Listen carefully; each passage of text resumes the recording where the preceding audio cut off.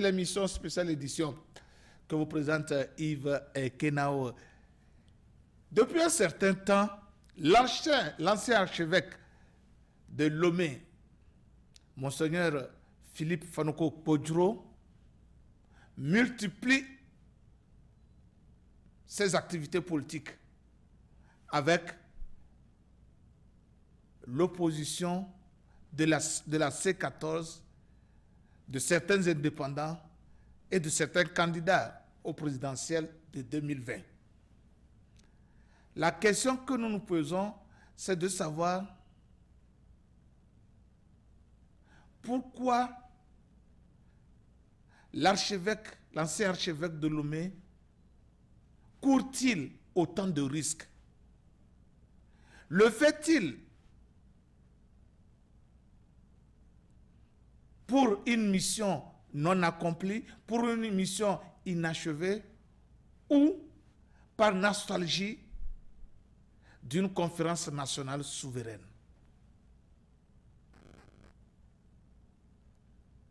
Chers téléspectateurs, si je pose cette question, si aujourd'hui je me mets à parler encore de l'ancien archevêque de la ville de Lomé, c'est parce que ces derniers temps, il a multiplié ses activités politiques jusqu'à un point où on se pose la question, jusqu'à un point où on ne le reconnaît même plus. On ne le reconnaît plus. Et on se pose la question, pourquoi cet acharnement? Pourquoi cet acharnement de l'ancien archevêque de la ville de Lomé? Car, sans vous mentir, je donne beaucoup d'admiration et de respect pour l'ancien archevêque de Lomé. Avec son âge, à 89 ans,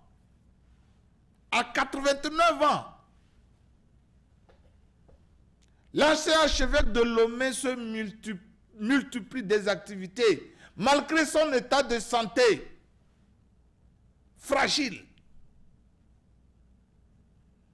Activité sur activité, rencontre sur rencontre, chaque jour il fait des activités, il rencontre l'opposition.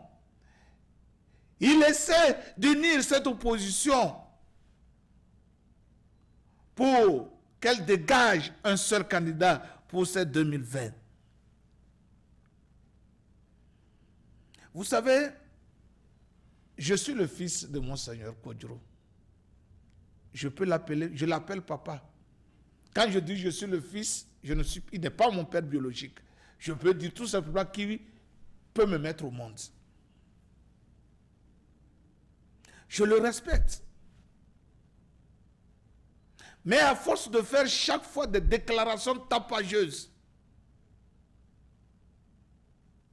il est en train d'une manière ou d'une autre, effacer toutes les bonnes choses qu'il a réalisées, toutes les bonnes choses qu'il a faites.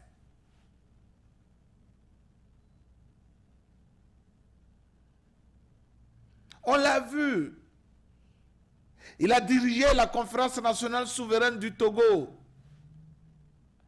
Et là, c'est ceux-là qui étaient dans la salle Fazao qu'il avait choisi d'être le président de cette conférence nationale souveraine.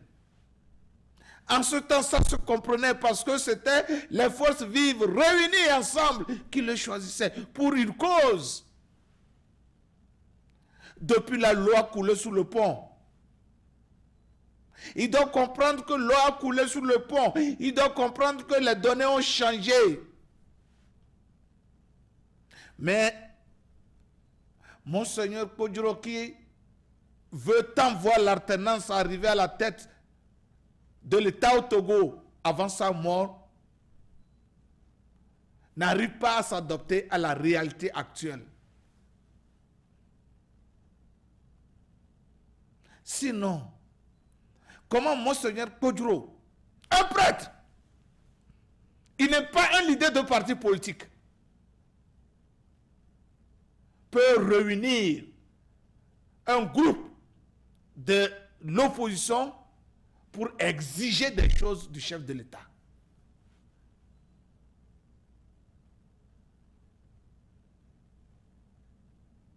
Un prêtre doit être au-dessus de la mêlée. Nous avons vu des archevêques, comme l'archevêque de Souza du Bénin, être au-dessus de la mêlée. Il n'avait jamais pris parti. Il n'était jamais sur l'opposition ou le parti au pouvoir. Il n'avait jamais fait de déclarations tapageuses. Nous avons vu le Monseigneur, on a vu l'archevêque de Kinshasa.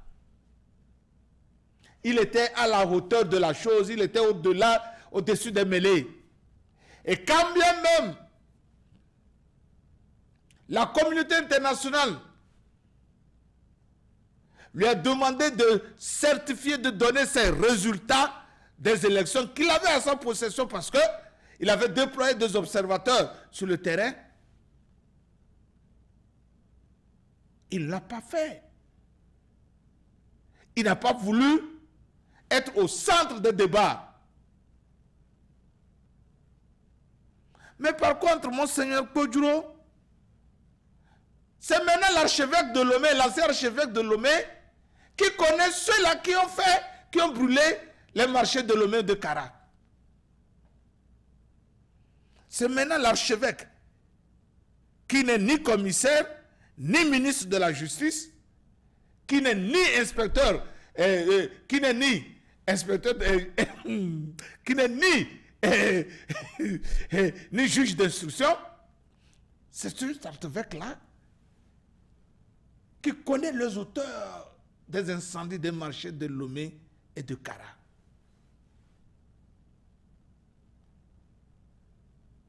C'est cet archevêque-là qui prend des positions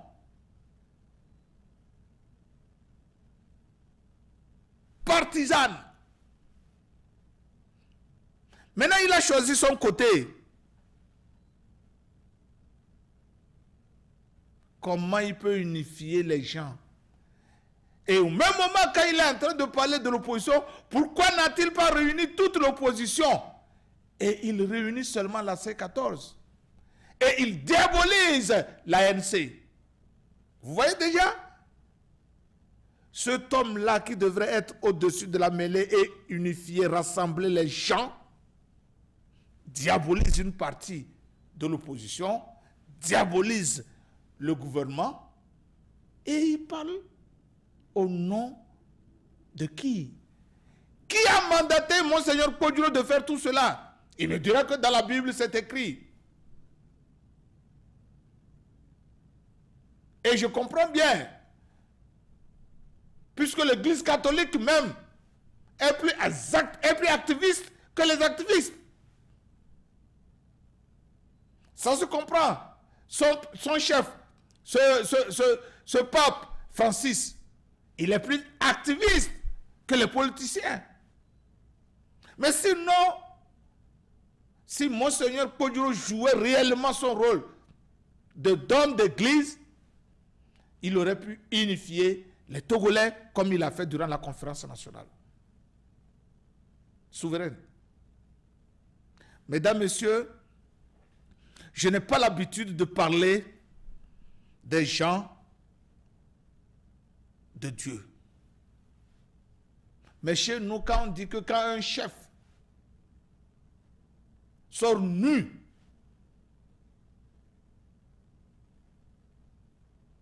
devant les enfants, il perd son respect. À force de trop parler, à force de s'associer à toutes choses, Monseigneur Kodjuro risque de se banaliser. Monseigneur Kodjuro risque de perdre sa grandeur. C'est en cela que je lui demande, il faut qu'il sache quand faire ces déclarations, il y a des moments solennels qu'il faut le faire pour attirer l'attention des gens.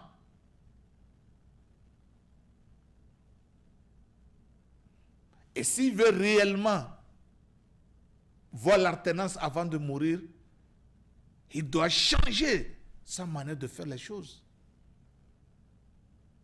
Parce que à l'heure actuelle, je ne pense pas qu'il ait le même respect que quand il avait dirigé la conférence nationale souveraine. Ne serait-ce que par ses déclarations. Et tout récemment, il a dit que sa vie était en danger, qu'on le cherchait. Mais je ne crois pas. Pourquoi Faure Gnassingbé en voudrait à la vie d'un homme de 69 ans, de 89 ans? Pourquoi Faure Gnassingbé voudrait, va-t-il chercher à porter atteinte à la vie d'un homme de 89 ans? Pourquoi? Pourquoi? Et si c'est vrai, il voit déjà le risque qu'il court, à moins qu'il ne veuille mourir martyr. Chers Togolais, je sais combien de fois l'alternance au Togo a tellement été un souci, un grand souci pour les Togolais. Je sais combien de fois le manque d'alternance à la tête de l'État togolais est un traumatisme total pour certains. Et ces personnes font tout et tout et tout et tout pour que cette alternance-là arrive en 2020. Nous ne sommes pas Dieu. Laissons Dieu faire sa volonté. La gomme, l'écriture de Dieu n'a pas de gomme. L'écriture de Dieu n'a pas de gomme. Et que personne ne peut aller contre la volonté de Dieu. Alors, peuple togolais, respectons-nous les uns les autres. Laissons que Dieu fasse sa volonté. Remettons nos problèmes à Dieu. Et surtout, réveillons-nous. Réveillons-nous très tôt et réorganisons-nous pour que cette alternance-là que nous cherchons, nous puissions l'avoir paisiblement, sans douleur. Alors, s'il vous plaît, ce que j'ai dit, ce n'est ni pour blesser quelqu'un, ou ni par non-respect. Je respecte Monseigneur Podjoro. Je le respecte beaucoup.